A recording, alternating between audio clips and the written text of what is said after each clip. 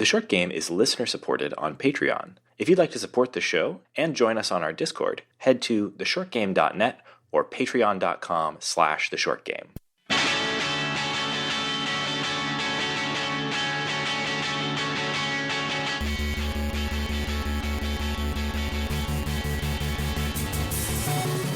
Welcome back to The Short Game, the show about short video games that respect your time. I am Raygan Kelly, and I'm joined this week by two very fine co-hosts. Laura Nash. And Shane Kelly. And this week we are talking about Norco, a point-and-click adventure game from a developer called Geography of Robots. This is their first game, and published by publisher Raw Fury. And it is out for Windows and Mac on Steam, itch.io, and Game Pass for PC. So no Game Pass for consoles or other console ports at this point. We are just talking about Mac and PC. This was one that I decided I was really eager to pick up after hearing some really enthusiastic reviews from some places like Waypoint and Polygon, and a few other places where folks just really seemed to dig this game specifically for its prose, and so I was really eager to give it a shot. Yeah, those outlets are very into the literary games. I appreciate that. I love it when we have a little bit of a crossover from interactive fiction or the adventure game genre on the more artistic side. This is a really tricky one to talk about because it feels in a lot of ways more like I appreciated this game in the same way that I would appreciate like an art film rather than something like more mechanical. As far as a point-and-click adventure game goes, this has all of the sort of hallmarks of the genre. No super complicated puzzles or anything here, but in terms of presentation, if you've played a point-and-click adventure game, you're going to be right at home with 90% of what's presented here.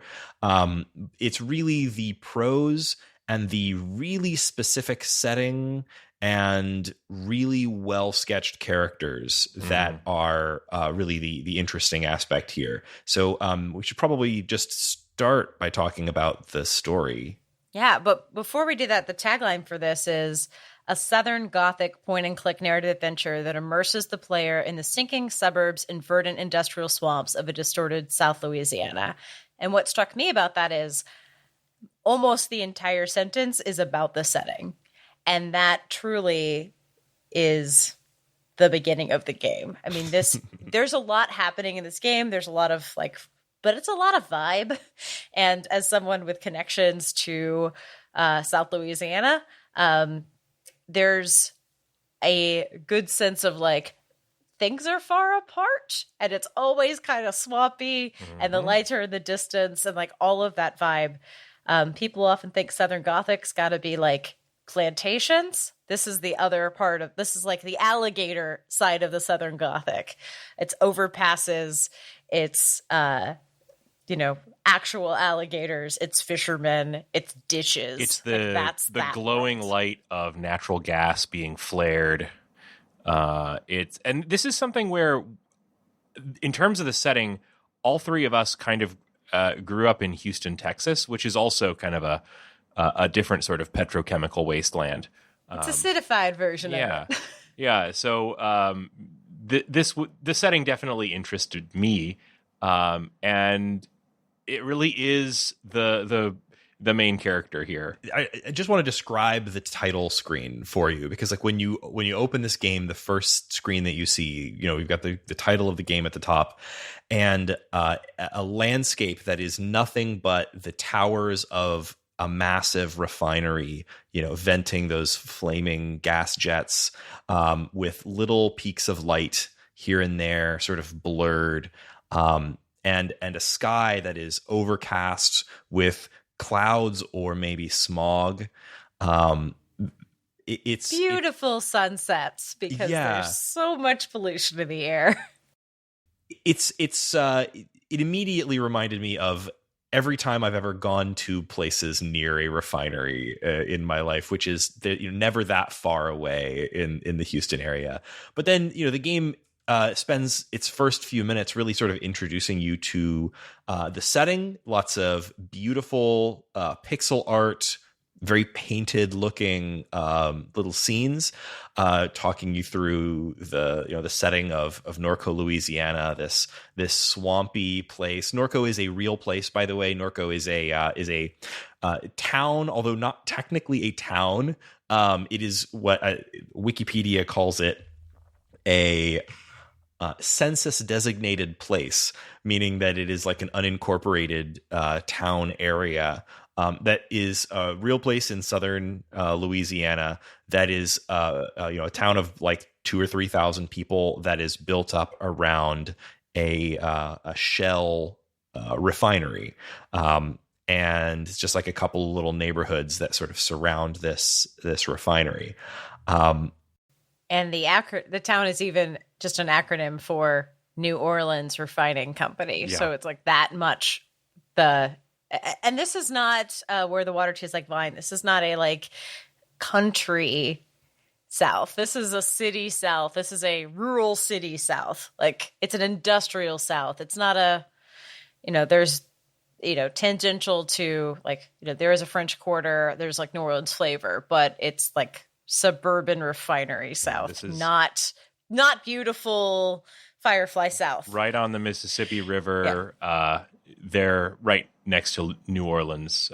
It's this sort of like petro suburb, like it has this. It's the place is just like incredibly well defined in this, but we're also not talking about modern day Norco. Mm-hmm. This is Norco of the near future ?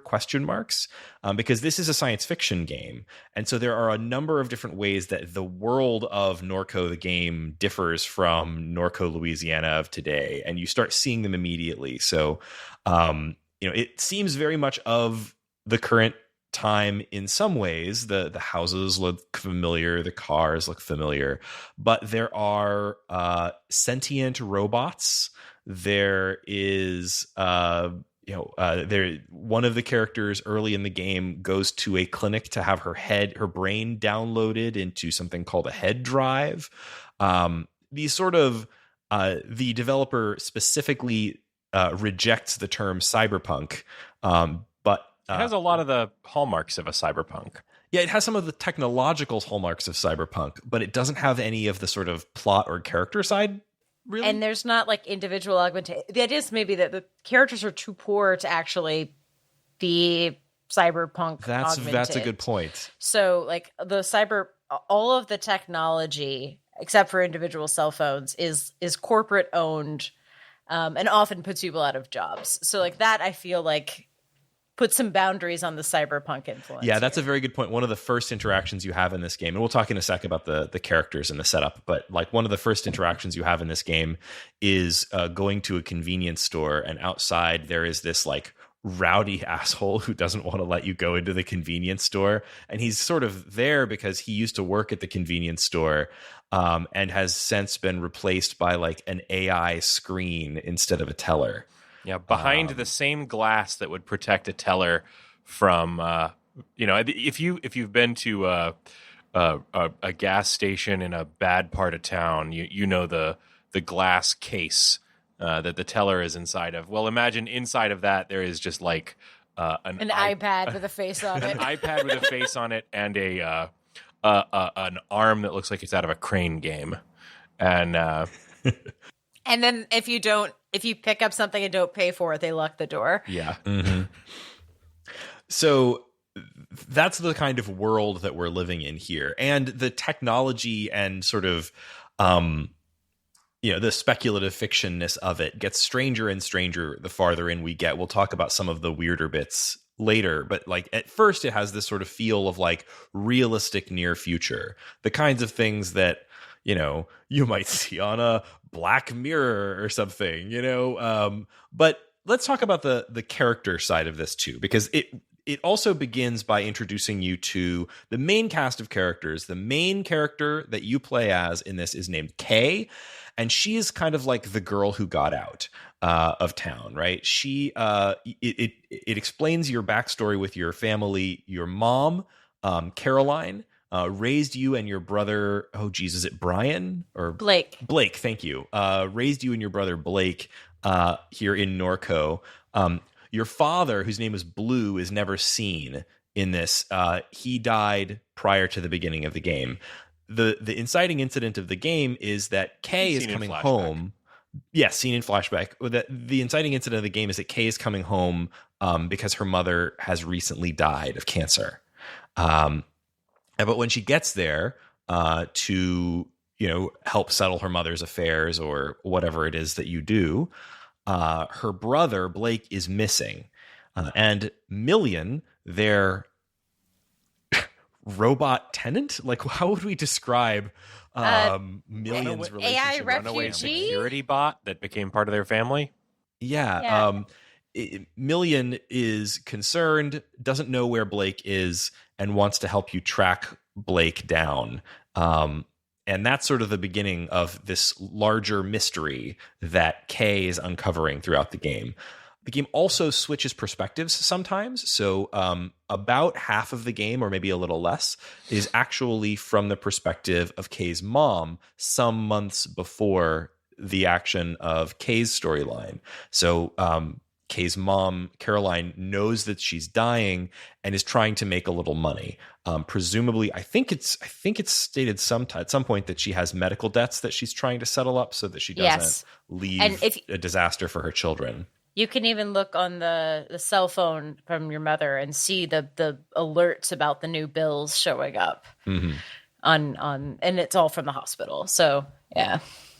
So sad Rough stuff stuff there, yeah. So that's sort of the basic setup of this game. You're going to be doing adventure gamey stuff around the city of Norco, trying to find your missing brother along with Million. It also has a 3-act structure, and it introduces a lot of characters. You spend a lot of time with Million in the first act, but like in the second act, you're spending more time with other characters. New characters are introduced that you spend a lot of time with in Act 3. It's it has a really, I think, really skillfully picks up characters who explain to you who they are very quickly and succinctly through good writing and dialogue, and then bow off stage as soon as they are done with in order to introduce something new. None of the characters overstay their welcome. They really they're constantly introducing you to new angles, new perspectives with new characters that are all, I thought, pretty universally interesting and if not all likable. Like, this game does a really good job of making you like even its real losers and terrible characters. So like, it has empathy for everybody. So everything from Million, the runaway security robot, to Lucky, the strange woods dwelling fugitive homeless guy who just wants to reunite with his dog and also blow things up, or the strange cultists who wear what look like Best Buy uniforms. Lots of really strange characters in this. How beat by beat do we want to get talking about the story? Because there are some elements to this that I feel like would be worth talking about in more detail, but I didn't know where we wanted to go in terms of like how specific do we want to get talking about the story beats of Norco. Before we dig in, I think it's important to say, if you're not sure about this game right now, you can play Act 1. The whole thing is available as a demo. So especially, I think that's that to me means if you want to play completely spoiler free, you can just ditch us and go download a free Act 1 and see if it's for you. I think it's fair game to talk about anything after that, up to that point, because you can play it for free and there's no reason not to. It's in all the press kit pictures. I feel like that's fair game. One of the things I think will stand out to a lot of people on this game is the art style. And I'm trying to decide whether Raygan is going to like it or not, because Raygan is on record as being a pixel art purist and has very strong opinions about, for example, how a sprite can be scaled, even if it is on something like a Steam Deck. So even if you're watching on a 4K TV. So I thought this game really had kind of a loose, sketchy style to the illustration. Like, the nice thing about the art here being pixel art is that things like the venting towers on the horizon from the rising out of the kind of petrochemical farms. Those look great in like pixel precise lines everywhere. But the actual renderings of characters and things like that is also kind of loose and sketchy, kind of within the context of the pixel art, and it doesn't constrain itself to a limited color palette like some pixel art emulating point and click adventures of yore might do. This game has lots of really varied and vivid colors, and the illustration at times is extremely surreal and kind of breaks from some of the things you would expect from like a point and click adventure game. And then also it tends to be pretty generous with character illustrations. You have, for example, in one conversation with someone, you might have 2 or 3 slightly different, very kind of sketchy illustrations of their face. So I think I generally liked it. Like especially when it got to the weirder side. Like all point and click adventure games, you are occasionally gonna, I feel, find yourself playing Hunt the Pixel. And you know, if there's a clickable target somewhere in the level that is something smallish on screen, the fact that it is chunky pixel art sometimes makes it harder to tell what it is. Especially like if it's is that a gas station in the distance, or is that just literally any building? Which of these is the gas station?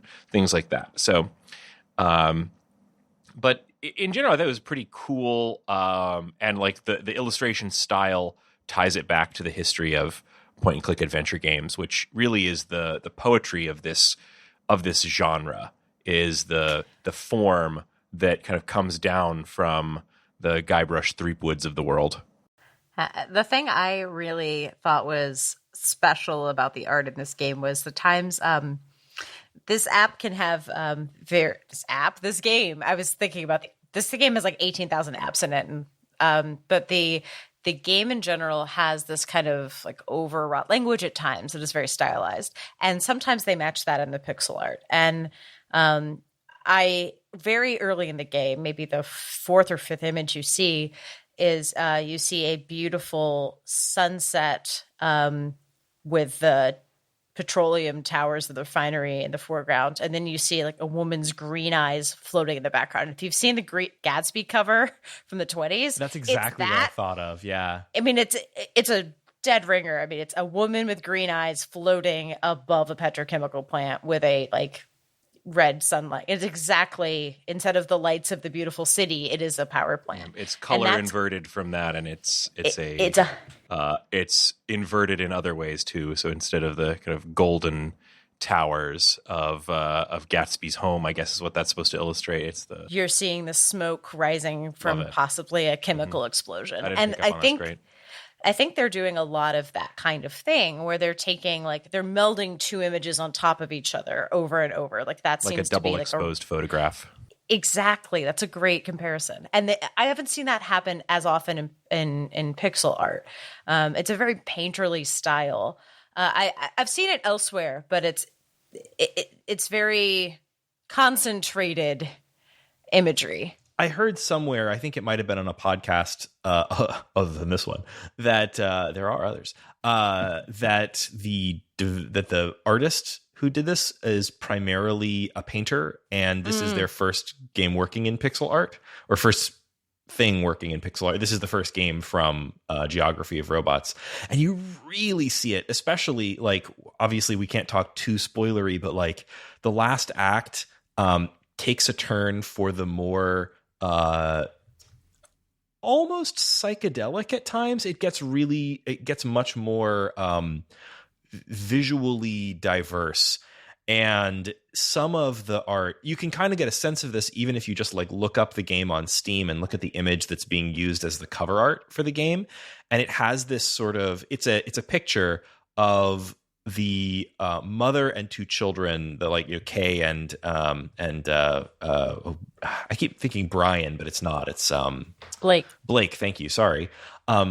Sitting on the back of their truck, in a pose that looks almost like a religious icon, right? It has this look of like something that you'd see on the altar at a church, but it's actually just the back of a pickup truck surrounded by other odd imagery from the game, the cat, the terrifying bird creature that we haven't discussed yet, other visual elements. And it, like, you take one look at that and you're like, this is somebody who works in oil paint or something, right? And that visual style is something that intrudes more and more into the world of this game. Like, they execute well on the sort of adventure game scene with things turned at at 1/4 angles and giving you lots of views of objects you may wish to click on. But they very often move beyond that sort of standard adventure game style art into this sort of more mural-like paintings that need to be scrolled over, that have non-representational imagery in them, that kind of thing. So I think visually it's pretty stunning. Shane, in answer to your I will say jab, I do think this actually holds up very well as pixel art, because it is mostly backgrounds, and unlike something like, it's not like a platformer where there are sprites jumping around or moving around on top of things. At most, we've got these beautiful backgrounds that are on-grid pixel art, Your favorite. correctly proportioned as far as I can tell. And when things do move, they are moving in little quantized pixel ways, so it passes my sniff test. And the only things that really do a lot of moving are, occasionally there'll be things like portraits and things like that. So Raygan, before we get off of this, did you turn on the CRT filter? No, I generally don't like CRT filters. I didn't like this one either. It's not a particularly good one. I think it's off by default for a reason. Yeah. I can see kind of why they might want to include a CRT filter, but for me, like, as a CRT enthusiast, CRT filters are in general insulting. So I leave them disabled where they are available for the most part. May I shift back to a praise from the insult of the CRT? Yes. You mentioned the moving portraits. I will say my favorite artistic moment, and there were some really great visuals. My favorite one was there's a scene where there's a kind of a drunk dude sitting at a bar. I won't spoil who it is, but while they're talking, the stomach is moving in and out, and occasionally the portrait will hiccup and the stomach will like shake, like visibly shake out. And it is one of the most, it's gross and disturbing and very funny, and like that is what I like that's the kind of detail I like in an animation. That's something we should probably talk about briefly, because this is a downer story. This is a story about like loss and death. It's a story about like ecological despair, and it's about a terrible place to live in some ways. But it's also extremely funny at many points. There's so many times where this game takes a moment to like add some levity to what otherwise might be a sort of a bleak feeling story. It specifically has a real gallows humor sense of humor to it. There are pretty constantly little item descriptions or scenes that made me laugh. The one that really tickled me the most was some of the stuff around like New Orleans tourists getting ripped off. Oh yeah. Perfect. The oodles of shirts and like that everyone is trying to pawn off on the tourists is just one of the best little side things. Did you guys pet the cat? I did, but I could not sufficiently pet the cat. Pet the cat. I was petting the cat too late at night, and my reaction time was pretty slow. There's a cat petting There's a big minigame. payoff. Laura, what happens when you pet the cat? I don't know if that's every a time spoiler. I don't. This is an actual. You can tell me, but maybe you don't want to tell the listeners. I want to know what happens when you pet the cat. All right, listeners, jump ahead 10 seconds. For listeners, when you pet the cat, there is essentially a mini game that is playing Simon with weird weird symbols. Glyphs, I was too slow to get like level 6. But it's warning you each time the cat is getting more hard eyes and more jittery. And it's like the owner's like, maybe you should stop petting my cat. Like, man, the cat's getting too excited. And that seems to be when Shane failed the game and the cat bites you. And skip forward 10 seconds. The cat launches into space. It just rockets up through the ceiling. And the cat's owner is so mad at you. And every time you go back there, she just gives you stink eyes. Can't believe you did that to my cat. Let you get a new phone case. Mm-hmm. There's lots of weird moments in the game like that. But it's primarily this sort of more kind of haunting story.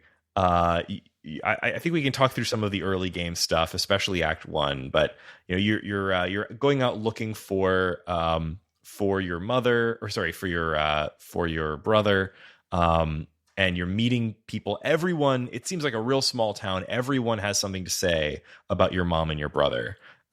Everybody knows who they were, and you're learning a lot of details about your mom's history. One of the things the game does really, really well that I actually kind of tied back to Outer Wilds a little bit was it has a mind map interface. Mm-hmm. Where every time you learn something, it gets added to a mind map that is really easy to click over to and kind of see what you've learned and how it relates to every other thing. So you might have like a node on your mind map for your mom, and you can click on it and it'll say, Catherine is, and it'll list all the things you know about Catherine. And you can click on those to go in and see more detail about them. And as you learn new things, it will add them to your mind map and color code them so you can see that they're brand new. Really, really useful in a game where the things that you're learning are sometimes so strange that you could be forgiven for not understanding or misunderstanding or not knowing how one thing relates to another. Anything Kay learns becomes part of that mind map, so you can make sure you're on the same page with her. Sure. Well, the first act is mostly concerned with you've returned to the town, you're meeting people, you're moving around your room, the downtown area, and you get a little bit of an introduction to your mother's last days. There are a lot of threads opened. The second act, which is after the demo, is more concerned with like pulling on those threads, trying to find your brother, like following up on everything and doing more like investigation type thing, and being very vague. But like a lot of point and clicks, you get a small geography at the beginning. I think the end of Act 1 or towards the end of Act 1, you repair the truck so you can now drive around the city and like actually explore on a larger scale. So it opens up more and more in the first act, and then after that, you are actually kind of going on little missions and actually accomplishing some of the things that you wanted to investigate in the first one. So we're not really going to talk much about the specifics of the story here. I will say that I believe it is still in Act 1 where you see your mom's perspective. Yes. Yeah, and so her story starts. Things get weird faster with her than they do with Kay, I think. You see her, the first scene with your mom is she's at a kind of disreputable head drive clinic. She knows she's dying, and she wants to leave something for her children. This is a world where you can, download your memories somewhat into a head drive and leave them for the people who will be there when you're gone. And so she's doing that. And part of that is going through a dialogue choice thing where you're choosing what to remember and basically choosing what you want included in your head drive. And you can decide, for example, do you want it to have memories of good times with your husband before he passed away, I think? Died in an explosion. Yeah, but there was also a divorce, I think, that might have happened before it. I'm a little unclear on how that worked. An unhappiness in the marriage. Unclear if it's a full divorce. So like there's some choices that you're making during that of like what gets passed on in this head drive. which is a really interesting moment where you get a really good opportunity to like get her perspective and some backstory from her. And then you do so the next thing that she's doing is going on a kind of odd jobs Uber app. This is an extremely adventure game portion of the very much so, but like her sort of but mission, it's like a 50-year-old lady tried to do the gig economy, which is interesting in its own right, I think. And you're on this horrible app called is the app called Super Duck? I think it is. You're on this horrible app called Super Duck. No, I think it's called Quack Jobs. It's called Quack Jobs. And it's run by the messaging within it is from Super Duck. Super Duck, who is giving you little jobs that he's paying you in a cryptocurrency called Quack Coin that you're trying to accumulate in order to hopefully cash it out to real American dollars and pay off your medical debt. Which you are spending just about as fast as you're making it in order to pay for Ubers to get around to the next quack job. Ugh. 100%. It's so terrible. It's so depressing. And it's really depressing when you find the phone as K later on and realize the value of Quack Coin has tanked and all of her Quack Coin is worth like $5. God, that's a kick in the teeth. But that story gets very strange very fast. Oh yeah, it does. I think it's probably okay for us to talk about Super Duck. Yeah. You get to him right at the end of that portion, so it's pretty early. So it becomes, I guess, it becomes clear pretty soon that Super Duck is a strange network consciousness made up of computers, but also animals and just the world around you. If you're a Game of Thrones fan, it's the WeirNet of all the trees and all the birds. It's that, but with tech. Yeah, it is. A friend of hers, Duck, had his head uploaded into a head drive, similarly to the way that Caroline does. I'm sure I'm getting her name wrong. The mom, Catherine. Thank you. I'm really bad with names for this one for some reason. And somehow his consciousness on his crappy head drive became the seed for a networked bio network consciousness thing.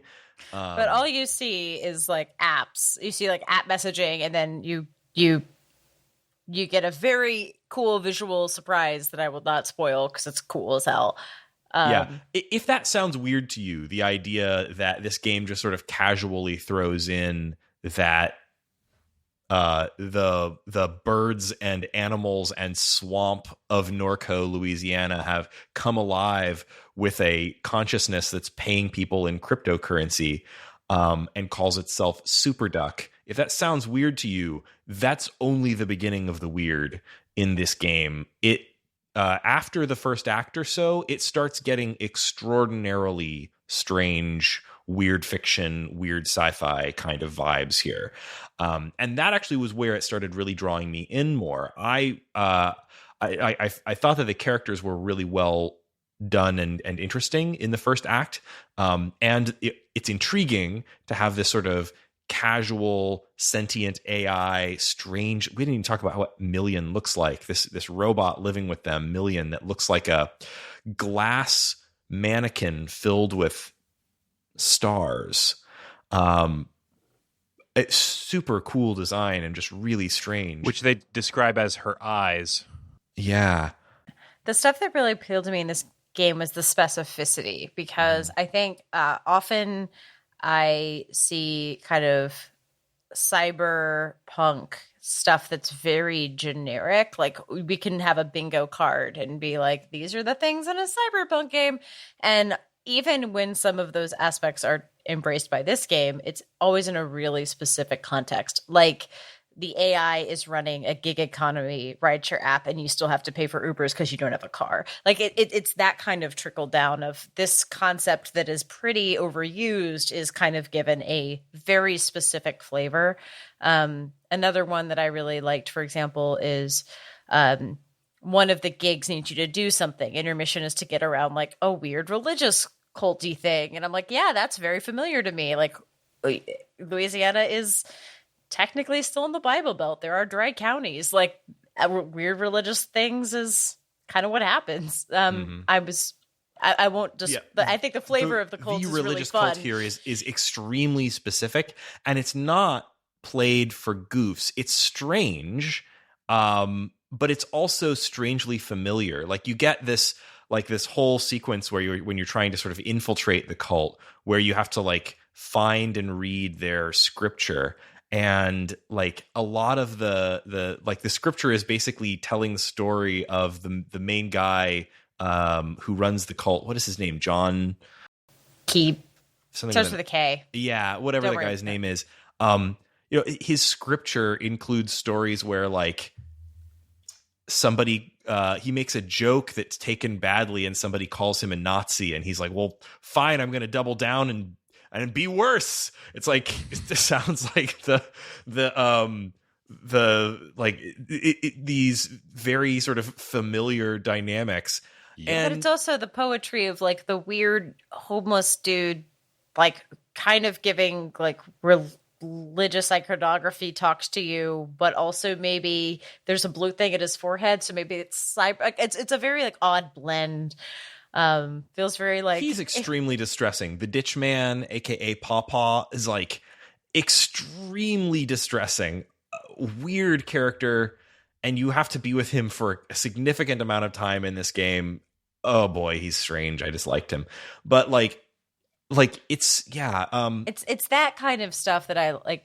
I'm trying to give specific details that are not going to reveal plot. Yeah, it's hard with this because it is kind of like it is a mystery that's being unraveled piece by piece. You know, there's the mystery of like the mother was a researcher prior to losing her job, and she had this she had this connection where she really wanted to investigate something that was going on in the swamps. She saw something in the swamp and she wanted to uncover the details, and everybody kind of wants a piece of her for it.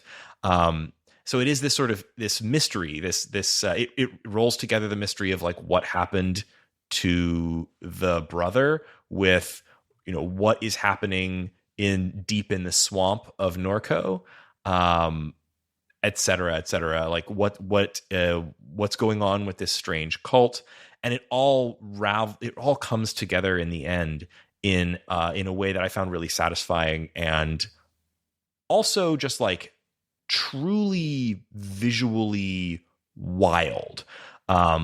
It's a game that only gets weirder as it goes along, but also packs more of a punch as it goes along. Like I found it really, really impactful. There are 2 endings.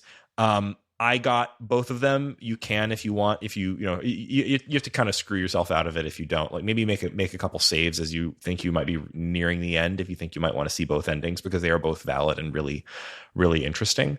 Look it up if you aren't sure how to get ending 2 or whatever. I think it was worth checking them both out.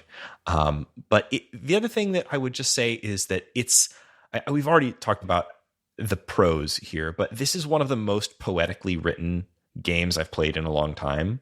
Just the prose here, it like at every turn, it finds an opportunity to throw you just absolutely fantastic prose. I'm trying to think if there's a good example that I might be able to find a screenshot, have a screenshot of. I didn't take enough screenshots as I was playing this because I was playing it on Steam Deck and I hadn't figured out what the screenshot key was yet. I usually take more screenshots when I find good quotes and stuff, and I don't have them for this one. It's really hard on this one because if you do the max screen gap, it will actually advance the screen. So I had a little bit of trouble, but I think one of the quotes I took was, "The years carried you through overlit suburbs of the vast American limbo, across mountains, above cell towers." like that kind of pace and like grandeur. I wish I could find a screenshot of early in the game. There's a moment when you're exploring the house, and the game takes a minute to tell you about the various times the house has flooded. Oh man, that was great. Oh, and it made me have all these feelings from. And it said Houston. From all the floods that I've had. From all the floods we've survived. It talks about the house. It's not just saying when the house has flooded. It's also saying the house will flood again and describes what will happen. The 3 times floods. the house is flooded. The first time you were very young and you barely remember it. The second time, it has these very sense memory things of like the feeling of wet carpet, seeing your mother pulling carpet out by the handful, that kind of thing. The third time, you were more of an adult and it was closer to when you were leaving. And it has these really great moments. And then, after you've read about the 3 past times when the house has flooded, it tells you the house will flood again one day. And it will be, I wish I had it in front of me, but it basically says that this is, it presents a kind of a faded future for the area where everything will be left abandoned. And the house will be squatted in by oil pirates and eventually burned to the ground. And I had just listened to there's a daily podcast called This Day in Esoteric Political History, and they did a thing on the Mississippi flood of 1927, which I never had heard of. Mississippi River flooded, and it was catastrophic. They played at the end of the episode. There's a Randy Newman song called Louisiana 1927 that says, Louisiana, they're trying to wash us away. And I just kept thinking of that when I saw this, because it was like every time you click, it's the first flood, paragraph. You click the second flood, paragraph. The third flood, the fourth flood. So the idea that like Louisiana is a place that you have to live because it can go away. It can wash away at any second. And I was like, this feels salient in this game. The thing that's Don't back be to me. Just obvious. State your themes. I'll like you more. The poetry of the writing here is so much of poetry is that the form, right? And when you have good games writing like this, it takes the kind of click to advance or something like that and elevates it into the poetic caesura or something like that. So it's very well played here. Like every little item description is just another little poem or another stanza of a poem. Now your sensitivity to that kind of writing may be high or low. So if you're going to, I know people who are annoyed when they click on there's a 5 pixel wide postcard taped to the wall, and you click on it and you get like 2 paragraphs of functionally irrelevant text about a vacation or something like that. But if you're here for this kind of writing forward, game that's really dense with themes, that this is something that I think a lot of people are going to want to check out. I did a little research on the dev, and we always like a developer who's incredibly specific and like using the background.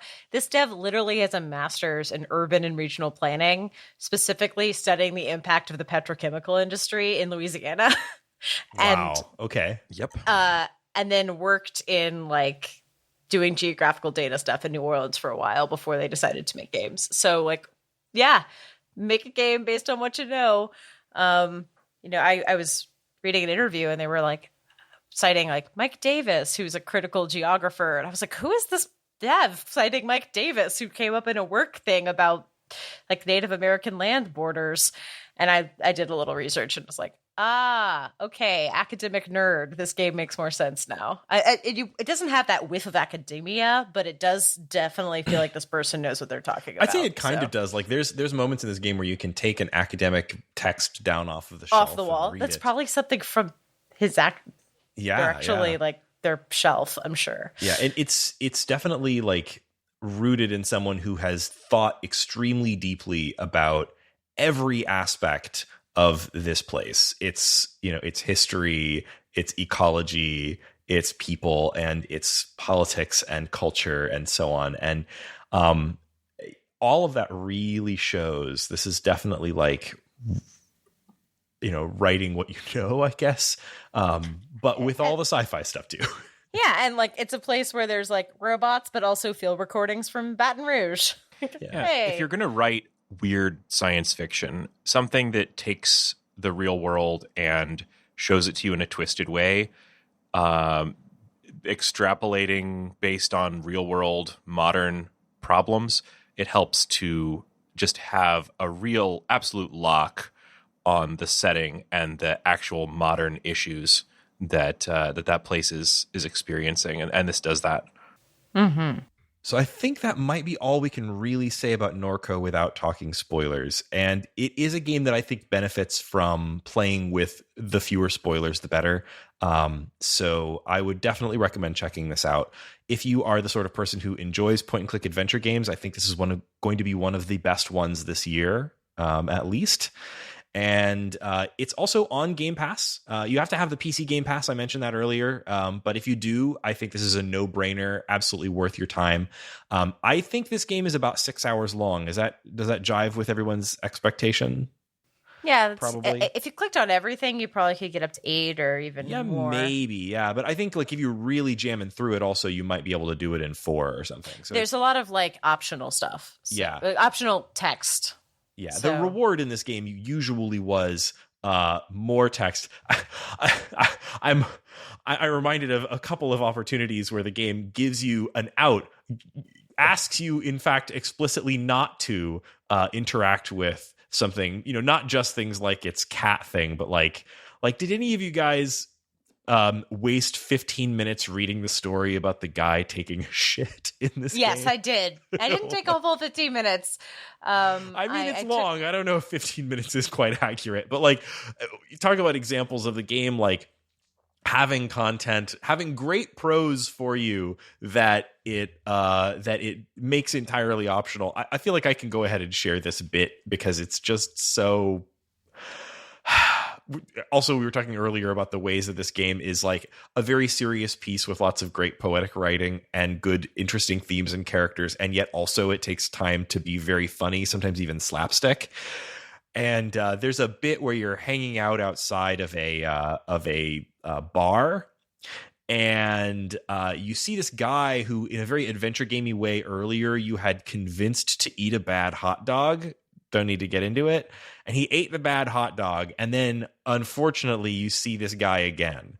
And he's like, man, why did you tell me to do that? And she said, she's like, I'm sorry, I had to. I said, well, you don't even want to know what happened afterwards, man. Oh, and you have the dialogue options of like, yeah, sorry, or yes, I do. Tell me. And you can keep say, telling yes, me. I do. And he says, no, you really don't. It was a bad story. And you have to tell him, yes, I want to hear about you taking a shit multiple times before he will then tell you the story of him finding. It's a saga. It's just quite a saga. leave it there. It's a Leave saga. it there. I would say it's very funny. If you want the Chivos, you need to listen to the story about this is why the guy. achievements should be all off by default. Yes, but well worth bugging the guy, well worth explaining to this guy through dialogue that yes, you truly are the kind of person who feeds someone a bad hot dog and then wants them to tell the story of the shit they took afterwards. But it was extremely funny. And it's just a game that's full of like not just that kind of thing, but also just like lots of really great writing that will make you glad to hear about the bad hot dog shit. This game, I mentioned it's on all of the PC platforms. It's on itch if you want to grab it there. I absolutely recommend it. I'm pretty sure they're looking at console ports. Raw Fury, by the way, great publisher. They've been really, doing great stuff. They published the speeder bike desert game we played earlier this year. What's it called? Sable? Yeah. Sable. I believe they published Sable and a bunch of other interesting stuff over the last couple of years. They've actually been I think a more and more interesting publisher. So one to keep an eye on. I don't know. I think this is a really worthwhile game. I would encourage people to check it out. Do we have time for what's making us happy this week? Sure. Yes. Oh, good. Okay. Laura, what's making you happy this week? I am here to recommend an adorable, lovely TV show about gay boys falling in love. So I loved Heartstopper. It just came out on a lot Netflix. of good stuff about this one. Me too. And I think I'm already sold based on the few tweets I've seen, but please tell me more. So it is a very wholesome marshmallow of a show. So it is, if you are a fan of Rainbow Rowell books, it has that like intense, like falling in love of an Eleanor and Park, but without the domestic abuse subplot. Although there is bullying. So the show is about, for once, the show is not about a gay protagonist coming out.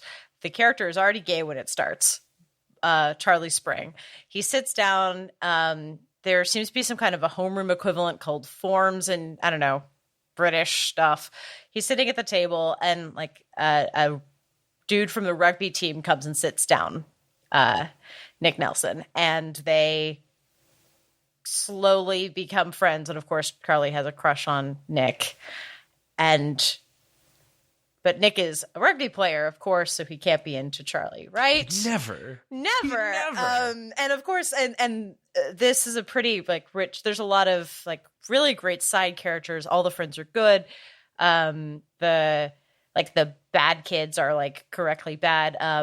I was made so much fun of by my husband because this does that wonderful thing where they blend the songs that a 36-year-old, like with modern music. So they kind of go like, I'm like, oh, I love this Cheerlift song. And then they would play a modern song that was new that kids actually listen to. And I was like, this is good because it's just, I get to feel current, but I also get to feel like the songs I like still They're matter. throwing you, the old person, a Me, bone. the old person, is like, they're dancing to churches. So I was like, these 15-year-olds are not dancing to churches. I was like, the author of the books definitely chose this song. But it's lovely. It's heartwarming. It's short. All the episodes are like 22 to 25 minutes. You're kidding. And how many are there? I didn't know they still did that. There are like 7 or 8. The whole thing is like a movie length. God, I'm going to go watch the whole thing tonight. Yeah, you could watch the whole thing right now, and you're just going to have all of the feelings. It's like a nice slow burn romance, like a will they, won't they, but you know they will. It's nice to know a will they, won't they, where it's just that like one of them needs to like realize he's bisexual and like work through that rather than like these two people hate each other. They like each other the whole time. Hey, speak for yourself. I love that they hate each other bit. But it's really fun to have like, it's fresh to have a like they're only themselves are getting in the way, right? Mm-hmm.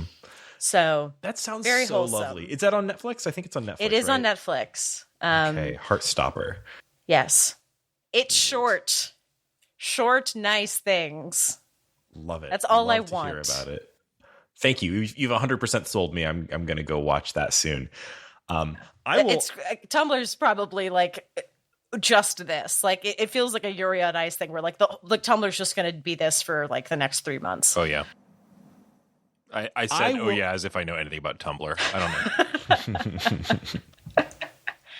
Oh, also, I'll say that it started from a webcomic, and the author of the webcomic got to write the whole show. Oh, that's like, cool. when does that happen? Yeah, I don't think I've ever heard of something That's like that really great. Webcomic to live action TV adaptation. That's I knew it had come from comics, but I didn't know it was a webcomic, and I didn't also know that they kept the writer on. That's really cool. And she gets to incorporate things like the two of them will stare at each other and like hand drawn butterflies will circle their heads and stuff. And I'm like, this is definitely a like webcomic artist putting a bit of their spin on it. So very cute, very again wholesome. Lots of feelings, but like safe feelings. Well, okay, I'm sold. I'm super eager to give that a shot. I will recommend something that. So I think we actually already briefly talked about it. Do you remember when we did our Peglin episode? We talked a little bit about a game that at that time was like still upcoming, and that's Peglin, which has just come out this week. Peglin is out in early access, which is why I think I'm not eliminating the possibility that we will do a whole episode on it. But right now it's still like pretty early access. But I wanted to give it a shout out because I played a couple of hours of it and I'm really liking what I've seen so far. Peglin is Peglin is a Peggle-like pachinko roguelite or roguelike style game, which is a mashup that I think was overdue. So you play as a Peglin, a tiny little goblin that is carrying around a satchel full of orbs. And in very you must build a boat style, it has a Peggle board for the bottom, like 5/6 of the screen, and then along the very top of the screen is a little encounter area where you see your little Peglin facing off against various monsters. Each encounter happens on a kind of a map that's very Slay the Spire. So you've got the kind of like, node to node deciding whether you want to go left or right at the end of each battle to either navigate towards, maybe an upgrade or a battle or whatever it is. You kind of go through that sort of like chart style map. And in each encounter, you have a unique Peggle board. It's copyright distinct from Peggle. So these are pachinko boards. But a Peggle style board, and each time you fire a ball in the Peggle style, launching thing, that is an attack on the creatures that are coming towards you at the top of the screen. And the number of points you get with each ball is the damage that attack does. And it has really clever ways to sort of extend the traditional Peggle style Raygan, thing. if you get too far into this, like, does that mean we can't do an episode on it? Because no, I would totally be willing to do an episode on it. I think the reason that I'm hesitant at this point and wanted to just do it as a quick what's making us happy is that it is a little light in terms of content right now. It's brand new. It just came out in early access this week. I think it's the kind of thing being a roguelike type of game that I think is going to benefit from some time in early access. I do recommend it. I think it's good, but also I think it's like $17 or $18. And right now the amount of content that's there feels a little light for that. I feel like this is something that's going to get iterated on and added to over the next year or so, and then have like a more full release that's going to be a lot more worthy of like discussion. But I think that the bones here are really good. He's extended, or Red Nexus Games have extended the basics of the Peggle thing with some really clever additions. So you have your deck is a set of these Peggle balls that you're cycling through, and each ball can have different powers associated with it. So you might have a ball that's like a really big boulder and hits more things but more slowly and bounces funny, or you might have one that's like a ghost ball that when it goes downward it bounces on pegs, but when it's bouncing upward it passes through pegs, which means it has a totally different way of bouncing around. And sometimes they'll also be associated with a different kind of effect on enemies. So like there'll be a dagger ball, for example, that in a very sneaky rogue style fashion does pretty terrible damage on regular attacks. But if you hit the critical hit pegs, it does massive damage. So you only want to use that particular ball when you know you can line up a critical hit, that kind of thing. So really smart extension of the Peggle formula to cover this more sort of diverse set of scenarios that are presented by the different enemies that are attacking you. Like I said, I think it's a little light at this point, but I think it's really promising. I'm definitely going to be dipping back into this again, maybe a few times while it progresses through early access, and I'll keep you posted. I guess I'm really liking it. Yeah, I definitely want to check it out. Hopefully, it gets more of a full release with like all the trimmings, and we can spend a whole episode on it. I think that'd be fun. Shane, what's making you happy this week? Well, it's that time again. There's been a new Magic set release. Guys, New Capenna is here, and I'm just kidding. What's making me happy this week? I was going dead inside as you began speaking, Shane. I was just my soul was leaving my body. I was going to be fine with it. It is. I'll just drop that it is a pretty hot set, especially if you like Art Deco style art. You see, he wasn't lying. It wasn't a joke. He's doing it right now. No, but Go ahead, the Only thing because you prodded it. the thing that really is making me happy this week is I just finished a book that I read on Raygan's recommendation. So thank you, Raygan. This is called The Goblin Emperor by Catherine Addison. And the cool thing about this, I think now all three of us have read it. So I guess we can have a little book club here for a minute. But to summarize the book, it's a fantasy novel. It's a few years old now, and it tells the story of kind of the least favorite son of a emperor of all the elves. This is in a fantasy world where basically you're an elf or you're a goblin, and there's biologically not a ton of difference between being an elf or a goblin. The goblins are very dark skinned and the elves are very light skinned. There's no dwarves or, for that matter, humans to speak of. So it's a kind of a unique fantasy world. And beyond that, it mixes in some things from, I guess what you might call steampunk, although it doesn't feel very steampunk. But the story is of this young man's ascension to being the emperor of Elfland. And he is the son of the emperor, so he is in the line for succession, but he's like the eighth or ninth in line for the throne, and kind of banished to the edge of the empire because his mother, now deceased, was a goblin, and the emperor marrying a goblin was part of some deal with the kind of bordering goblin kingdom, but he's been basically mistreated all his life. And one morning he finds he gets a message that the airship carrying the entire line of succession has crashed, killing his father, the emperor, and basically everyone else who was in line for the throne. And by virtue of him being banished to the edge of the empire, he is now the emperor. And his name is Maya. He comes back to the capital, and then it's kind of almost like a comedy of manners style story, where it's this kind of outsider kind of learning the ways of the court and learning to be the emperor. And the thing that I thought was really nice about this story is the character of Maya is just a genuinely good and kind and nice person.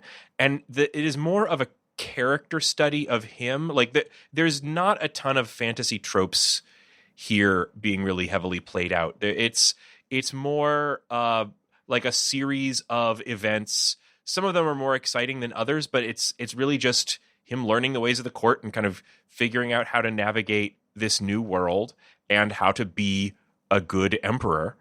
And it really is a neat kind of it's a really neat story. It handles a lot of really complex issues with a really light touch. And even the most kind of death-defying scenes where there's some like attempts on his life and things like that are handled in a very sensitive way, which it's a relaxing kind of nice book, which you don't get a lot of in fantasy, where it's mostly big adventures. So I was very much taken by it. What did you guys think of it? Basically that. I think it's a wonderful like triumph of the good boy. Like it's a really lovely story. And yeah, it mostly strikes me that it's not the kind of story that you get in a fantasy setting very often.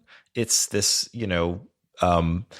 like you said, it's a character study, but also just sort of like an exploration of complex politics from the position of an outsider, which is always, I think, a pretty interesting thing that you sometimes get in other stories. But this is very focused on that. Mm-hmm. What if P.G. Wodehouse, but pointy ears? Yeah. I really do suggest that if you read a few pages in that intro section on the grammar of the language and you are like, this is terrible, just skip it. Mm-hmm. You don't need to read it. You can jump straight to the plot. If you're in an ebook version, they will try to tell you that's the beginning of the book, and it is not required reading. If you listen to an audiobook, I think they just put it at the end. Yeah, they put it at the beginning in an ebook, and I think it's in the beginning of some of the printed books. And just you could skip it because when they discuss like when people are using the different tenses for heightened court language, it tells you in the book. So you don't need to read the appendix before you start it. Yeah, I did the audiobook on this one. It's a good audiobook. I bet. Well read. I am pretty sure that they put that right at the end, and it never even occurred to me until getting to the end that it was something that I would have needed to know in advance. So yeah, don't worry about it. But also, I will say that after having done the audiobook, I was tempted to go back and read it printed because it's one of those things where there's just absolute tons of proper nouns, lots of people with complex names, also interesting spellings, just tons of made up words. This is lots what of makes made up it, words. This is literally the only thing that makes it fantasy is the fact that they call everyone elves and they made up 1,000 words for it. Absolutely. Yeah, exactly. It could easily just have been like a historical fiction or something like that if they had taken out, a handful of words and references to airships and ghosts. What this really piqued my interest for, I have for a long time heard the reputation of the book Gormenghast, which has anybody here read Gormenghast? No, I've heard of that too. I've seen the adaptation. Oh, yes. Okay, so I hear this is Gormenghast pops up on like every if you like this you might like that list for things that I like, and it's like it's from like way back in the 50s, but it's basically this. It's like kind of, and they adapted it with Jonathan Rhys-Meyers. Yeah. Which is probably why I've seen it. I've heard of that, but I've never looked into it. So now that you mention that, it's like kitchen servant gets elevated type thing. That sounds fun. Yeah, it's a really bad comparison but I did a reread of this recently actually, which is partly why I recommended it to Shane, and I in between the first time I read it and the second time I had seen Ranking of Kings, which is very different, and that's much more of an adventure story. But it is it's a little guy who goes around, and this is a little guy who doesn't go around at all. He stays in one place. But they were both just like lovely stories about people who become royalty sort of unexpectedly and are trying their best to be good. Mm-hmm. And that sounds like it could devolve into being dull, but actually I think that's a formula that I find really, really compelling. People like this book in particular, like its sort of core theme seems to be like the question of, can one good man change the course of a kind of degenerated empire? And the answer seems to be only a little, but yes. And it's really like, and that little bit does matter. And I thought it was really interesting. So I would totally recommend this book to everybody, just as I browbeat Shane into checking it out. So there we are. End of episode. Listeners, thank you so much for joining us on this episode of The Short Game. You can find our show on the internet at www.theshortgame.net, where you'll find all the past episodes. You'll find us on all the podcast platforms as well. If you haven't left us a review on your podcast platform of choice and it allows that, please do that. We really appreciate it. It helps more people find the show, or so we are told, and I do believe it. You can also find us on Twitter, still on the haunted billionaire bird site. You can find us at _shortgame. I'm still there as well for the moment, at Raygan K, RAYGANK. Oh, and sorry, the Patreon. Viral sensation at Raygan K. Yeah. Oh God, I had a viral tweet just ruin my experience of Twitter just before the horror that is Elon Musk acquiring the platform.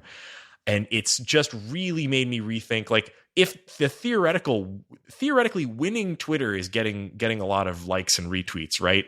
And I did a tweet that I thought was mildly funny and interesting, and it got widely retweeted. I think it got something like 80,000 likes, which is pretty, maybe not the biggest on Twitter, but like really unusually wide reach for me. And all I can say is that ruined my experience of Twitter for almost 2 weeks. And and during the time in which my Twitter was largely unusable, I was told that one of the people that I like least in the public sphere is acquiring the platform.